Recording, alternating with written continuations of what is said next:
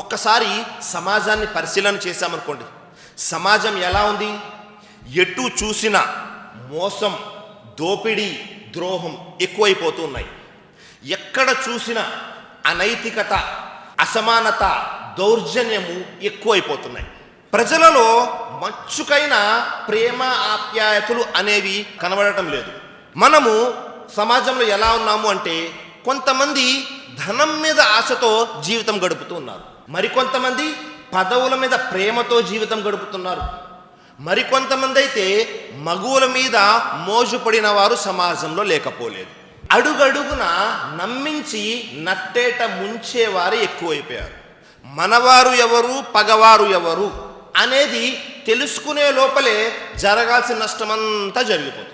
స్నేహంలో స్వచ్ఛత లేదు, బంధుత్వంలో ఆప్యాయత లేదు.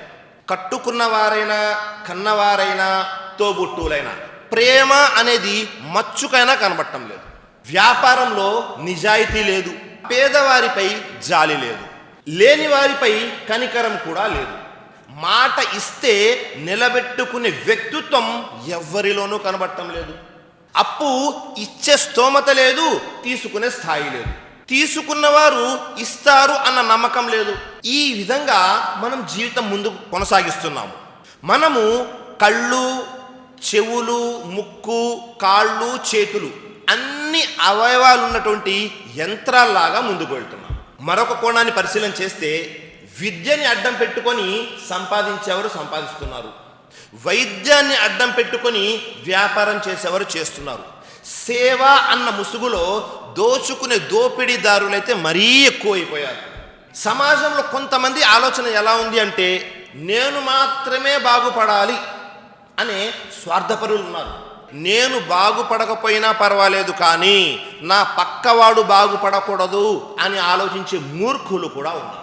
మనం ముందుకు వెళ్తూ ఉంటే, పైకి వెళ్తూ ఉంటే క్రిందికి లాగేవారు బయటవారు కాదు, మనవారే స్వతహాగా. నిజం నిప్పు లాంటిది అని చెబుతూ ఉన్నాం, కానీ నిజం చెప్పేవారు ఎక్కడ కనబడటం లేదు. ఎందుకని? ప్రతి ఒక్కరూ కూడా అవసరం ఉన్నా లేకపోయినా అబద్ధాలతోనే జీవితం గడుపుతూ ఉన్నారు. ఈ రోజు కాకపోతే రేపు, రేపు కాకపోతే మరుసటి రోజు పరిస్థితులు చక్కదిద్దుకుంటాయిలే అని ముందుకు వెళ్తూ ఉంటే రోజులు, నెలలు, సంవత్సరాలు గడిచిపోతున్నాయి, కానీ సమస్యలు తీరటం లేదు, ఇంకా పెరిగిపోతున్నాయి. మన పంతాలకి, పట్టింపులకి, కోపతాపాలకి, రాగద్వేషాలకి, ప్రతీకారాలకి దేశాలు, రాష్ట్రాలు, నగరాలు, కుటుంబాలు అన్నీ నాశనమైపోతున్నాయి. ఇవి ఇంతకు ముందు ఆధ్యాత్మికంలో కానీ, ఆధ్యాత్మిక సంస్థల్లో కానీ ఉండేవి కాదు. కానీ ప్రస్తుతము హద్దు దాటుకొని ఆధ్యాత్మికంలో కూడా, ఆధ్యాత్మిక ప్రదేశాల్లో కూడా వచ్చేసాయి, వాటిని కూడా నాశనం చేస్తున్నాయి. ఇది ఎలా ఉంది అంటే, ప్రతి ఒక్కరూ కూడా నేను ధర్మంపై ఉన్నానండి, నేను సత్యంపై ఉన్నానండి అని అంటారే కానీ, మన ఎదురుగా ఉన్నవారు కూడా వారిలో కూడా ఎంతో కొంత సత్యం ఉందా లేదా అని వారి కోణం నుంచి ఆలోచించడం మానేశారు.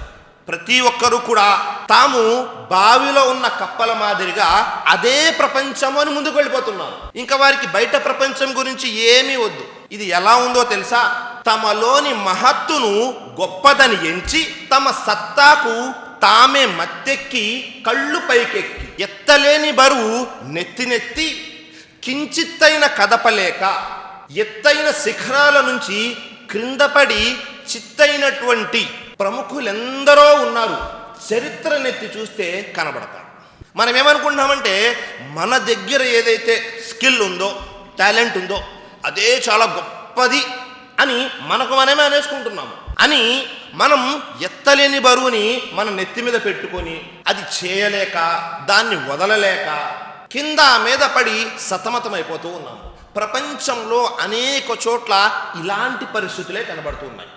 ఇలాంటి తరుణంలో మనము ప్రజలలో నైతికతతో కూడినటువంటి విలువలు, హృదయ పరివర్తన రావాలి అన్నా, అధర్మం నుండి ధర్మం వైపునకు రావాలి అన్నా, అసత్యం నుండి సత్యం వైపునకు రావాలి అన్నా, చెడు నుంచి మంచి వైపునకు రావాలి అన్నా, మోసం నుండి నమ్మకం వైపునకు రావాలి అన్నా, చీత్కరించడం నుంచి సహాయం చేయడం వైపు రావాలి అన్నా, తెలుసుకోవలసినటువంటి పాఠము, గుణపాఠము, జీవితము ఒకే ఒక్కటి ఉంది.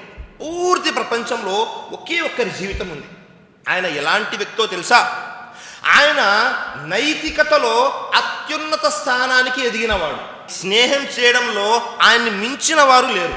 నమ్మకంలో మిన్న, వేరే వారి గురించి మంచిగా ఆలోచించటంలో మేటి, సహాయం చేయడంలో ముందడుగు, పేదవారి పట్ల అపారమైనటువంటి ప్రేమ. అలాంటి వ్యక్తి ముందన్నడూ రాలేదు, ఇకపై రాబోడు. అలాంటి వ్యక్తిత్వం ఎవరిది?